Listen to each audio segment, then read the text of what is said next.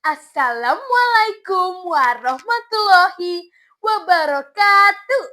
Halo semuanya, apa kabarnya nih? Semoga sehat-sehat ya.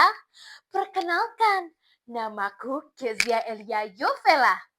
Nomor peserta D050. Aku bersekolah di SMP Negeri 3 Bandung. Aku mau bercerita sebentar nih. Hari ini aku bangun pagi, lalu berdoa, mengucap syukur dan meminta pertolongan pada Tuhan. Setelah itu aku menyempatkan olahraga sebentar. Ternyata ibuku mengajakku pergi berbelanja ke pasar. Setelah sarapannya lezat dan sehat tentunya. Sampainya di pasar, ternyata ibuku berbelanja bawang merah dan bawang putih. Aku langsung teringat pada cerita yang dulu sering aku baca. Aku ingat betul, buku itu dibelikan oleh ibuku di toko buku. Penerbitnya BIP kelompok Gramedia. Mau dengar ceritanya? Mau? Baiklah, kita mulai.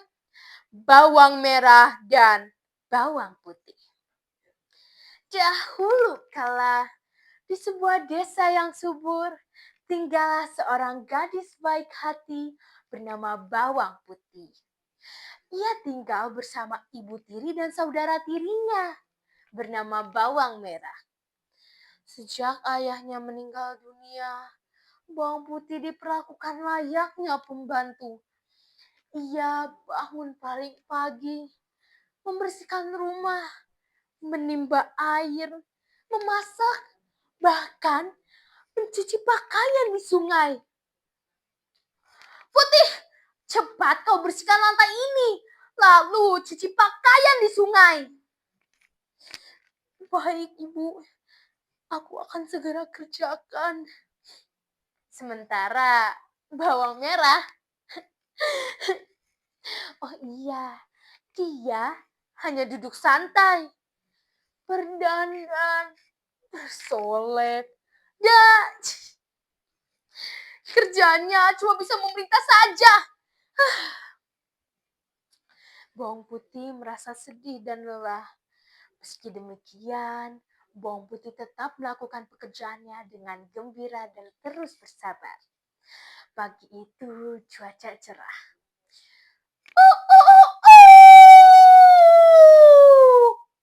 Bawang Putih terus berjalan menuju sungai sambil menikmati keindahan alam di desa. Ku endahna, ku asihna, numi tetep matri dina ati matak tatu manina. Akhirnya sampai juga. Bawang Putih langsung mencuci pakaian di sungai. Saking asyiknya, dia tidak sadar bahwa ada pakaian yang hanyut terbawa arus.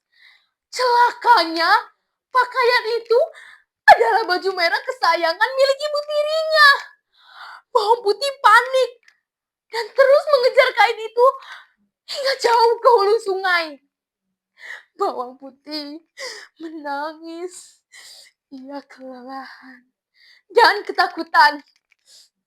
Kemana lagi harus kucari pakaian itu? Kalau aku tidak menemukannya, pasti ibu akan marah besar. Pada saat itu, seorang nenek tua melintas di depannya. Gadis cantik, apa yang sudah kau lakukan di sini? Hari sudah malam. Baju ibuku berwarna merah hanyut terbawa arus, Nek. Apakah ini baju ibumu? Betul, Nek. Itu baju ibuku. Kau boleh mengambil baju ini, tetapi kau harus membantu nenek membawa keranjang ini. Bahuku merasa lelah memanggulnya. Tentu, Nek. Dengan senang hati aku akan membantu nenek.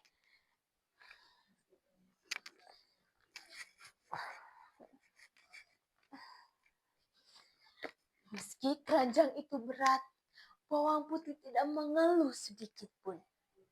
Akhirnya, bawang putih sampai di rumah nenek dan langsung berpamitan pulang. Sesuai janjinya, nenek pun mengembalikan pakaian ibu tirinya kepada bawang putih. Sebelum pulang, sang nenek berkata, "Pilihlah satu labu, nak. Kau mau yang besar atau yang kecil?"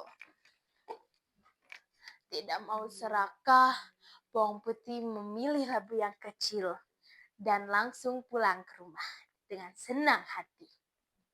Sesampainya di rumah, bawang putih pun menceritakan seluruh kejadian kepada ibu tiri dan bawang merah.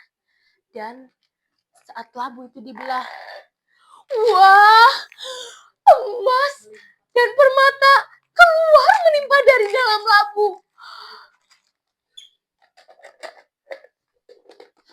Ibu tiri dan bawang merah takjub. Tetapi bukan karena bahagia. Mereka iri. Bawang merah, cepat kau pergi ke sungai. Lalu lakukan hal yang sama. Tapi ambil labu yang lebih besar. Bawang merah pun pergi berjalan menuju sungai. Stecu, aku dapat emas dan permata. Abis ini aku langsung jadi orang yang kaya. Bawang merah pun langsung menghanyutkan pakaian.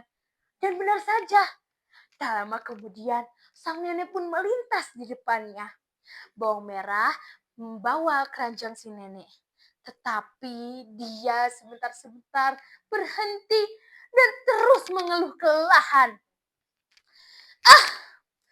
Aku capek, bawa aja sendiri. Aku mau pulang.